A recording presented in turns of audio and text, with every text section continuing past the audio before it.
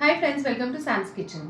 Friends, आज ना आपण अगदी पोळी भाजीला एकदम मस्त हेल्दी असा ना पर्याय किंवा ऑप्शन आपण आहे ना आज करणार आहोत. त्याची रेसिपी दाखवणार आहोत. ते आहे पोळीचे टॅकोज. आता हे तुम्ही ना पोळ्या आधी करून ठेवल्या आणि मग प्लॅन करून केलं तरी चालू शकतं किंवा उरलेल्या पोळीपासून सुद्धा करू शकता. बरं, आता टॅकोज बेसिकली आहे ना मेक्सिकन स्टाईल आहेत. म्हणजे मेक्सिकन जे रॅप्स असतात किंवा पोळीचे रोल असतात ना तशा पद्धतीने, पण आपण ते फ्युजन करणार आहोत. महाराष्ट्रीयन पद्धतीने आपण त्याचं फिलिंग करणार आहोत. तर आजची जी आपली पोळी टॅकोची रेसिपी आहे त्याचं फिलिंग काय किंवा त्यात आपण काय काय घातलेलं आहे त्यासाठी तुम्हाला पूर्ण व्हिडिओ बघावा लागेल. 3, 2, 1. पोळी टॅकोज म्हणजेच आपण आहे ना पोळीचे व्रॅप्स करणार आहे. त्यासाठी मी इकडे पोळ्या करून घेतलेल्या आहेत. फक्त इकडे एकच चेंज केलेला आहे की मी कणिक भिजवताना त्यातनं फक्त हळद टाकलेली आहे म्हणून त्या छानपैकी आहे ना पिवळ्या दिसत आहेत. तर अशा पद्धतीने एक 7 ते 8 मी मीडियम साईजच्या करून घेतलेल्या आहेत. आता आपल्याला ना टॅकोज करताना किंवा व्रॅप्स करताना पोळीला आहे ना एक प्रकारचा सॉस तयार करायचा आहे. रेग्युलर केचपपेक्षा आपण आहे ना इकडे मेयोचं आहे ना ग्रीन मेयो करणार आहोत. इथे मी अर्धी वाटी मेयो घेतला आहे. त्यात ना ग्रीन चटणी आपली जी रेग्युलर असते ना सँडविचची चटणी ती घ्यायची आहे. अराउंड एक 2 ते 3 चमचे. अर्धा चमचा जिरे पावडर. चटणीमध्ये मी मीठ टाकलं नव्हतं सो त्याप्रमाणे मीठ. आता आपण मिक्स करून घेऊया. मिक्स करून घेतलेलं आहे आणि अशा पद्धतीने ग्रीन कलरचं मेयो इकडे रेडी झालेलं आहे. आता आपण आहे ना टॅकोजमध्ये मध्ये ना स्टफिंगला आपण एक प्रकारचं ना प्रोटीनचं मिक्सचर तयार करणार आहे. त्यासाठी मी 1 वाटी कच्चे हरभरे घेऊन छानपैकी आहे ना 7 ते 8 तास भिजवून मग छान आहे ना असे मस्तपैकी 3 ते 4 शिट्ट्या करून शिजवलेले आहेत आणि पाणी काढून टाकलेलं आहे. तर अराउंड आपण भिजवताना 1 वाटी आपण कच्चे हरभरे भिजवलेत, त्याचे एवढे झालेले आहेत. आता हे आपण मिक्सरमध्ये ट्रान्सफर करूया. त्यात आता मीडियम आल्याचा तुकडा, 4-5 लसणाच्या पाकळ्या. आता हे जाडसर वाटून घेऊया. आपण जाडसर आहे ना छान वाटून घेतलेलं आहे आणि तुम्ही बघू शकताय की आहे ना असं थोडंसं कोरडं झालं आहे मिक्सचर. आता या बाउलमध्ये आपण आहे ना फायनल मिक्सचर तयार करून घेऊ. इथे मी आहे ना एक मीडियम साईजचं ना रताळ जे आहे ते 2 ते 3 शिट्ट्या करून आहे ना छानपैकी आहे ना शिजवून घेतलेलं आहे.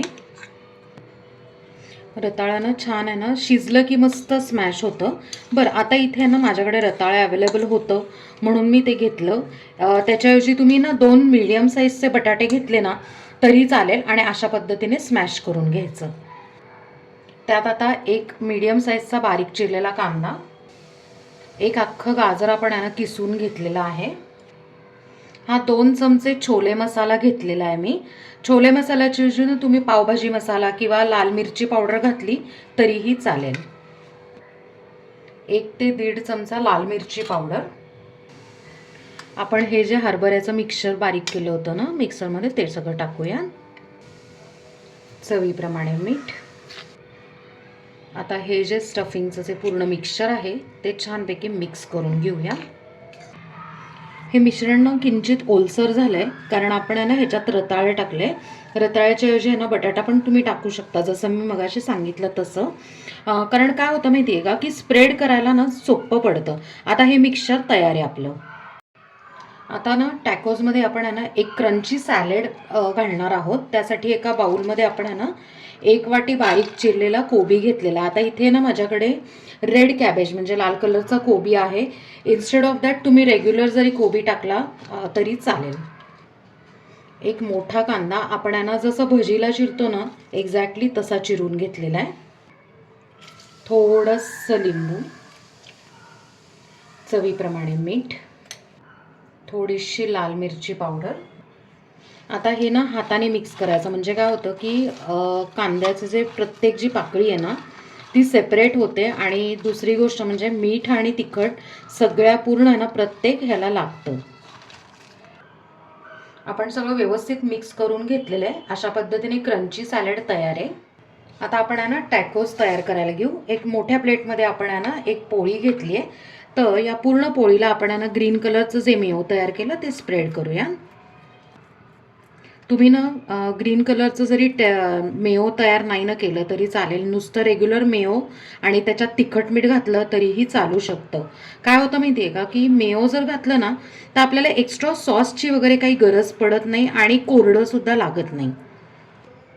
मेयो पूर्ण लावून झालं आहे. आता फक्त या अर्ध्या साईडला आपण जे मिक्सचर केलं होतं सगळं ह्याचं रताळ्याचं किंवा मग चण्याचं जे आहे ना ते आपण लावून घेऊया.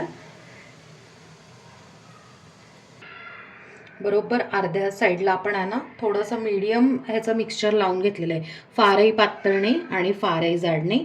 त्यानंतर फायनली आपण आहे ना इकडे क्रंची आपण जे सॅलेड तयार केलं ते स्प्रेड करून घेणार आहे.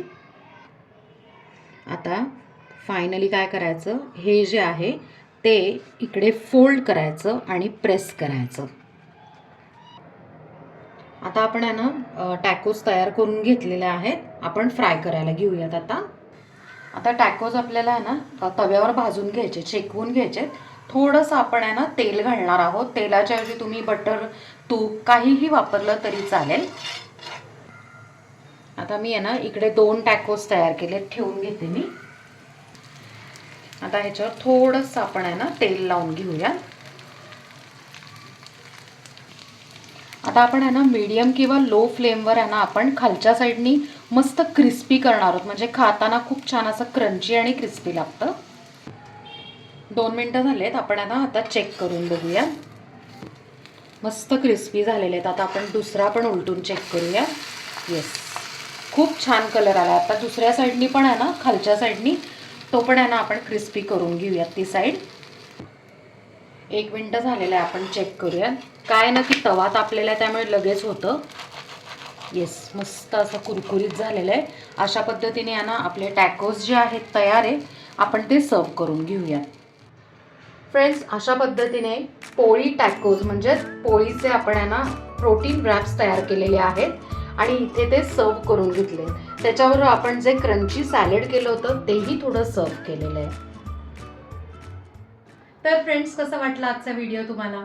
आहे ना एक्साइटिंग रेसिपी आणि महत्त्वाचं म्हणजे पोळी भाजीला एकदम मस्त ऑप्शन.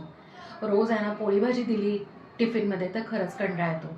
पण हे टॅकोज नक्की तुम्ही मुलांच्या काय मोठ्यांना सुद्धा टिफिनमध्ये द्या. अगदी हँडी आहे आणि महत्त्वाचं म्हणजे एकाच टॅकोजमध्ये चटणी किंवा फिलिंग किंवा सॅलेड या सगळ्या प्रकार एका टॅकोमध्ये तुम्हाला मिळून जातात आणि पोटभरीचं सुद्धा आहे. ह्याच्या व्यतिरिक्त ना आपण ह्याच्या आधी फुलका रॅप्स आणि वडापाव रॅप्स या 2 रेसिपीज केलेल्या आहेत. त्याची लिंक्स मी डिस्क्रिप्शनमध्ये देते. नवीन व्ह्यूअर्स नक्की चेक करा, शेअर करा आणि आपल्या चॅनलला सबस्क्राईब करा. फ्रेंड्स, जाता जाता एक छोटीशी आहे ना तुम्हाला इन्फॉर्मेशन द्यायची होती. सोमवारी 26 जानेवारी आहे, त्या दिवशी आपला व्हिडिओ येणार नाही. त्याच्याऐवजी आदल्या दिवशी रविवारी 25 जानेवारीला आपला व्हिडिओ येईल. सो नक्की बघा आणि लाईक करा, शेअर करा. थँक्यू.